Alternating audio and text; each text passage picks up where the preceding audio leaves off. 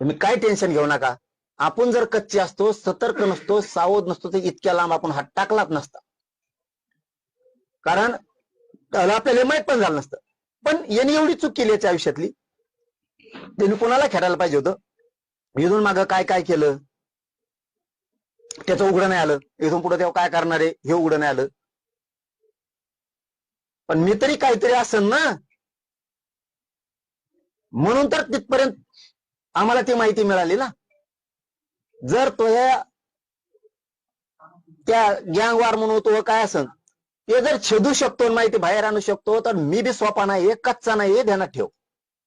तो इतक्या चुकीच्या हात टाकला. आता तो विरोध करायला पाहिजे होता, तो भाषण करायला पाहिजे होते, तो मीडियात बोलायला पाहिजे होतं. पण तू आमच्याच काही बांधवांच्या माध्यमातून तू आमच्या मुळावर उठायला लागला.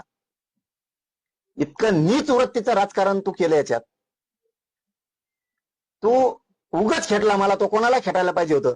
तुला याचे प्रत्यय आलेले 5-6 वेळेस. मला खेटल्यामुळं काय होतं, पण तरी तू शांत राहायला पाहिजे होतं, पण तू राहायला नाही. तू मला खेटला बा. तू पाय चोपून पाय पडला त्यावेळेस पडेलची येऊ नको म्हणून. हो, मी लय दिवस सांगत नव्हतो ते. हा, तो पाय पडणं मी महाराष्ट्रात बघितलेलं नाही. असं पाय पडणं होतं, असं नाक घासायला लागलं तुला, नाक. लक्षात ठेव.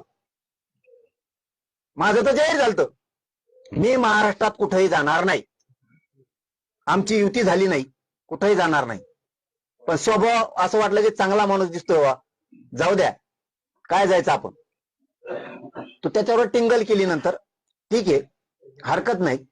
तू किती खालच्या थराला जाऊ शकतो याच्यातून लक्षात आलं. गोळ्या देणं, गाड्या देणं, मग मारणं, आमजवळ ते सगळे. मला वाटतं आणखीन तुम्ही जर सहकार्य करत असला तर 2-4 दिवस जर आम्ही नाही दिलं तर तपास कामात चांगलं होईल असं मला वाटतं. नसतं ते सगळे तुम्हाला खाजगीत ऐकू घालायचं असलं, मी सगळ्याला ऐकू घालतो, पत्रकार बांधवाला. म्हणजे तुमचा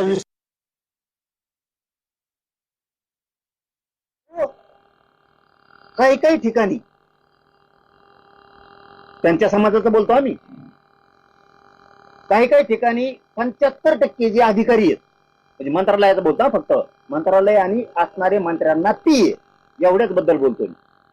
वंजारी समाजाचे जिथं जिथं पीए असतील किंवा ते ओएसडी असतील किंवा काय असतील, त्याच्यातले 75% ओरिजिनल गोपीनाथरावजी मुंडे साहेबांच्या विचारावर चालते. No tension. पण काहींना नुसतं ऐकायसाठी ठुले जाऊन त्याला माहिती हवं त्या आरोपीने उकड चालली येणी जात. येणी जातीचं काय केलं,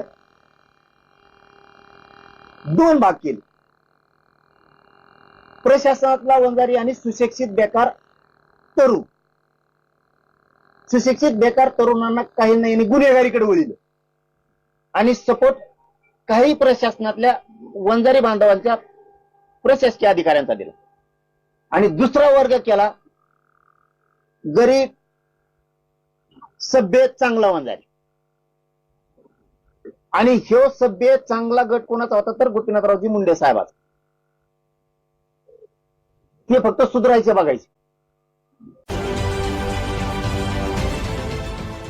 देश विदेशातील प्रत्येक घडामोडींचे लाईव्ह अपडेट मिळवण्यासाठी आता साम टीव्हीच्या सर्व सोशल मीडिया प्लॅटफॉर्मला लाईक, फॉलो आणि सबस्क्राईब करा. तसंच सर्व नोटिफिकेशनसाठी बेल आयकॉन प्रेस करायला विसरू नका.